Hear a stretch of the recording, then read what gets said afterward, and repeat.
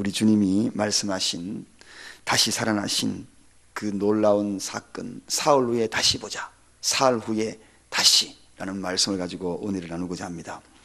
예수님이 죽은 후에도 예수님에 대한 중상과 모략들이 끊임없이 이어지고 있었습니다.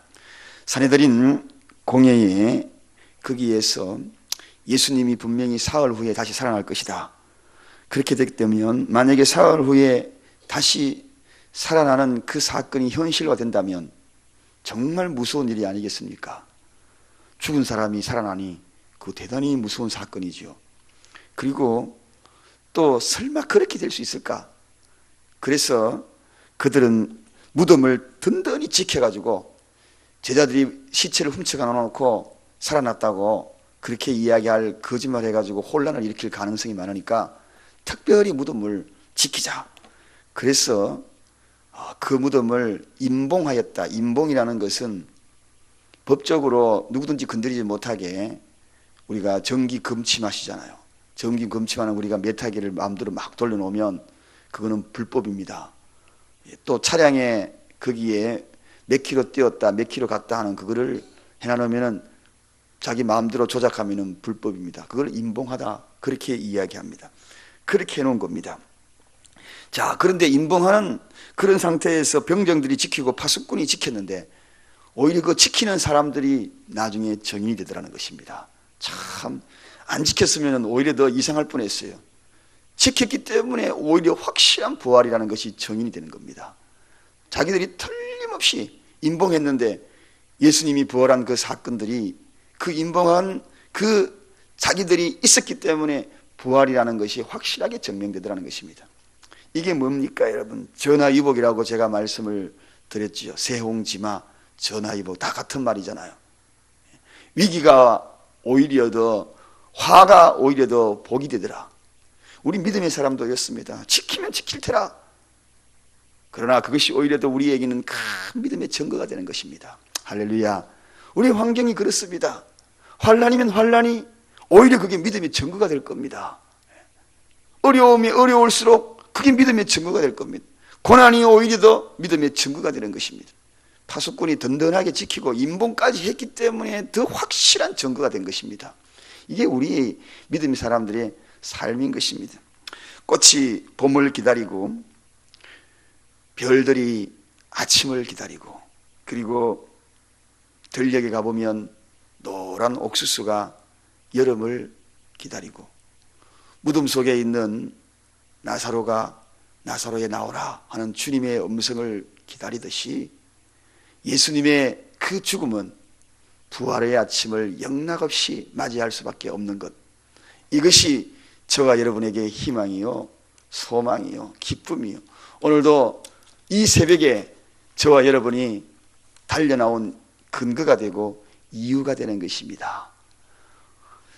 자, 이 대제사장들이 자기의 소원대로, 또 바리새인들이 자기의 소원대로 예수님을 이제 임봉하여서 철저하게 그 무덤에서 부활에 하지 못하는 그 사건을 지켜보려고 했고, 그리고 제자들이 시체를 도둑질하여 가가지고 부활이 했다라고 거짓말하지 않을 것을 분명하게 자기들이 방어하기 위하여서 그렇게 했는데, 근데 예수님의 말씀이 자꾸 생각이 나는 겁니다.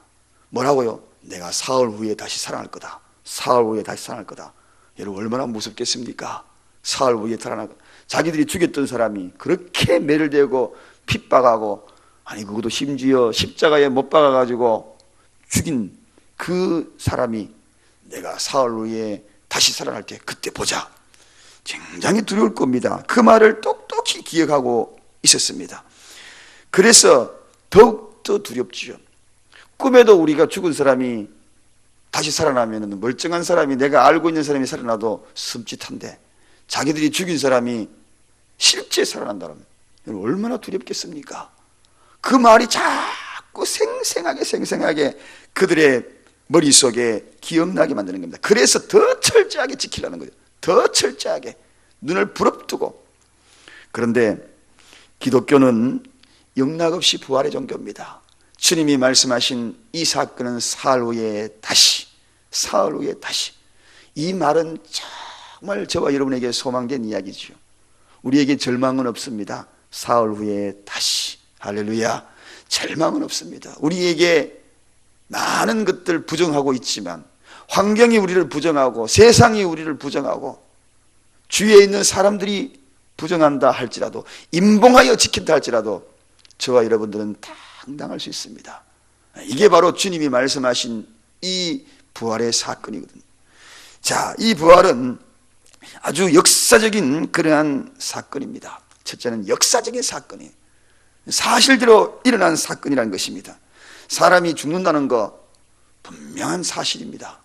그런데 이 죽음을 부정한다는 것만큼 어리석은 것이 없지요. 그렇습니다, 여러분. 나는 죽지 않을 것이라고 부정하는 것만큼 어리석은 자가 없고, 내가 죽는 자는 것을 아는 자만큼 지혜로운 자가 없다, 이런 말이 있습니다. 그래서 죽는 걸 아는 것이 정말 지혜로운 자다. 죽는 걸 아는 사람은 삶을 바르게 사는 거죠. 제대로 사는 거죠. 가치 있게 사는 거죠. 죽는 걸 모르기 때문에 오늘도 저렇게 막 돌아다니는 겁니다. 여러분, 죽는 것을 믿을 때만이 이 부활의 사건을 확실하게 우리가 역사적인 사건으로 우리가 인지하고 깨닫는 것입니다. 그래서 이 부활의 사건은 곧 우리에게 신앙입니다. 오순절 사건이 귀중한 해답을 우리에게 던져주고 있지요. 예수님이 부활한 그 직후에 그들이 부활한 예수를 만났기 때문에 마가의 다락방에 모인 겁니다. 생각해 보십시오. 부활한 예수를 만나지 않았는데 다 도망자였지 않습니까? 120명뿐만 아니라 다 도망자였는데 예수를 만났기 때문에 예수님이 말한 그 이야기를 듣고 예루살렘을 떠나가지 말고 성령을 기다리라. 그래서 그들은 마가의 다락방에 정말 목숨을 아깝게 생각하지 아니하고 마가의 다락방에 모였어. 예수님이 부활하고 난 다음에 그들이 거기에서 기다렸다는 것입니다. 이게 얼마나 중요한 증거인지 모릅니다, 여러분. 부활하신 예수님이 부탁을 하였어. 그들이 그 자리에 모였다는 겁니다. 여러분, 예수님이 십자가 지기 전에 그런 이야기를 했다 그러면 모였겠습니까? 택도 없는 소리죠. 다 도망해버렸잖아요. 쟤들 다 도망해버렸잖아요. 그런데 부활하고 난 다음에 모여라 그랬기 때문에 마가의 다락방에 모여서 성령을 기다린 겁니다. 이게 오순절날 그들이 부활의 사건을 확실하게 증거해주는 하나의 대목이지요. 여러분, 심지어 제자들이 예수님과 대화도 됐고, 부활한 예수님과 대화도 했고, 심지어 도마 같은 예수님의 제자는 옆구리에 손을 넣었어. 창자국을 만져봤고, 손에 못자국을 만져봤고, 그 확인까지 다 해봤다는 겁니다. 그리고 난 다음에 이 도마는 인도에 가가지고 순교자가 되지 않습니까? 아니, 그 의심 많던 도마가 왜 이렇게 변했습니까? 부활한 예수님을 만났다는 겁니다. 베드로는 대화했지 않습니까? 요한의 아들 시몬아, 네가 나를 사랑하느냐 하고 3번씩이나 반문하고 질문하고, 심지어는 예수님이 부활하셔가지고 따뜻한 조반까지 지어가지고 제자들에게 함께 먹이시는 장면도 성경 기록되니, 그래서 베드로가 이야기하지 않습니까? 그 비겁자 베드로, 벌벌 떨고 도망갔던 그 베드로가 사도행전 2장 32절에 이 예수를 하나님이 살리신지라 우리가 이 일에 다 증인이니라, 그렇게 이야기합니다. 우리가 증인이지 않느냐, 그렇게 베드로가 고백을 합니다. 여러분 보십시오. 부활한 예수를 만났던 그들이 내가 증인이다, 그렇게 이야기를 합니다. 이건 기독교는 이 기독교의 신앙은 철학이 아닙니다. 학문이 아닙니다. 생명입니다. 추상적인 이야기가 아닙니다. 부활입니다. 오직 부활의 신앙인 것입니다. 사흘 후에 다시 그분이 말씀하신 것을 그대로 이루는 그런 역사적인 사건이라는 것입니다. 두 번째, 이 부활 사건은 하나님의 창조적인 그러한 계시다. 저는 그렇게 정의하고 싶습니다. 창조적인 계시다. 여러분, 부활이라는 것은 자연현상이 아닙니다. 여러분, 식물이 씨앗이 심겨져 가지고 싹이 나가지고 꽃을 피우는 그런 자연현상이 아닙니다. 혹이 세상 사람들, 믿지 않는 사람들, 또 타 이방 종교에서 이야기하듯 동물의 윤회사상적인 그런 환생이나 윤회 법칙도 아닙니다. 여러분, 재창조의 역사적인 사건입니다. 죽은 자가 다시 살아났다는 것입니다. 재창조의 역사적인 사건입니다. 하나님의 재창조의 계시라는 것입니다. 죽었습니다. 그런데 살았다는 것입니다. 끝이 났다는 것입니다. 그런데 다시 살았다는 것입니다. 여러분의 인생이 끝이라고 함부로 단언하지 마시고, 함부로 내 인생이 끝이라고, 전부가 다 마지막이라고 이야기하지 마십시오. 기독교는 끝이 다시 재창조의 하나님의 출발이 되는 것입니다. 할렐루야. 그러므로 모든 것이 무너져도, 모든 것을 잃어버려도 하나님의 재창조의 부활의 능력이면 다시 소생하게 되는 것입니다. 그러므로 예수 믿는 사람이 다 잃어버렸다고, 사업이 다 망해버렸다고, 모든 걸 다 잃어버렸다고, 내 인생의 끝이라고 단언하지 마십시오. 하나님은 거기에서부터 부활의 재창조, 무에서 유를 창조했듯이 죽음에서 생명으로 창조하는, 그것이 바로 부활신앙입니다. 적어도 신앙이라는 것은, 적어도 하나님의 존재라는 것은 이 정도 되어야 하나님의 존재지요. 그렇지 않습니까, 여러분? 창조적인 능력이 있어야 하나님의 존재라 그렇지. 적어도 그분이 신이라고 우리가 이야기하죠. 그런 신을 믿는 자들이 저와 여러분들입니다. 창조의 능력을 믿는 것. 우리는 과거에 예수 하나님께서 에덴 동산에 최초로 거기에서부터 인간을 창조해 나가는 그런 여러 가지, 세상을 창조해 나가는 그런 여러 가지, 거기에도 창조가 이루어졌지만 이 부활 사건도 하나님의 재창조라는 사실을, 죽음에서 생명으로 바뀌는. 그러므로 우리 믿음의 사람에는 절망은 없습니다. 절망은 없습니다. 죽음은 있어도 절망은 없는 것입니다. 재창조가 이루어지기 때문에. 그래서 우리 믿음의 사람은 항시 소망적인 존재예요. 믿는 사람이 소망을 잃어버리고, 그리고 믿는 사람이 절망에서 허덕이면서 헤어나지 못하는 것은 이 부활의 신앙을 제대로 알지 못하였어. 이 부활의 신앙을 제대로 믿지 못하여서 그런 것입니다. 오늘 이 부활의 신앙이 여러분에게 충만하기를 바랍니다. 마지막으로 부활은 바로 생명의 역사입니다. 생명의 역사입니다. 우리 사람들은 이런 이야기예요.